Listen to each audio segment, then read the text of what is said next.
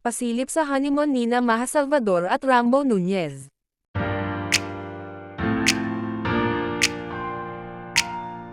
It's marital bliss for the newly minted Mr. and Mrs. Nunez. Matapos magpakasal sa isang star-studded celebration sa Bali, Indonesia, sumakay sina Maja Salvador at Rambo Nunez sa maalamat na Orient Express para tumugtog sa kanilang honeymoon. Kabilang sa mga highlight ng biyahe ay kasama ang isang dinner date sakay ng isa sa mga mararangyang restaurant ng tren, kung saan hindi nagkakamali ang bihis ni Maja. Nagpo-posing sa gitna ng mga corridors ng tren na sikat na inilalarawan sa mga pelikula tulad ng Murder on the Orient Express at The Russia with Love, si Maja ay isang larawan ng klasikong glamour para sa isang dinner date kasama ang kanyang asawa.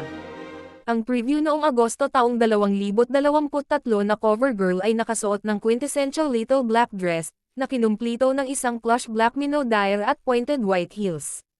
Kumain ang bagong kasal sa Venice Simplon Orient Express, Côte d'Azur, isang restaurant na orihinal na isang first-class na pullman na itinayo noong 1929, isa sa mga pangunahing luxury railway ng United Kingdom.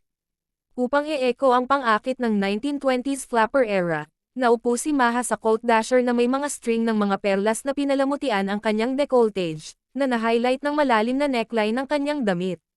Sa kanyang makinis na buhok at ang dagdag na kinang ng mga singsing at isang pulse earrings sa kanyang palso, ang nobiya na ito ay walang kulang sa kaakit-akit. Sana ay naging maganda ang honeymoon mo, Maja at Rambo.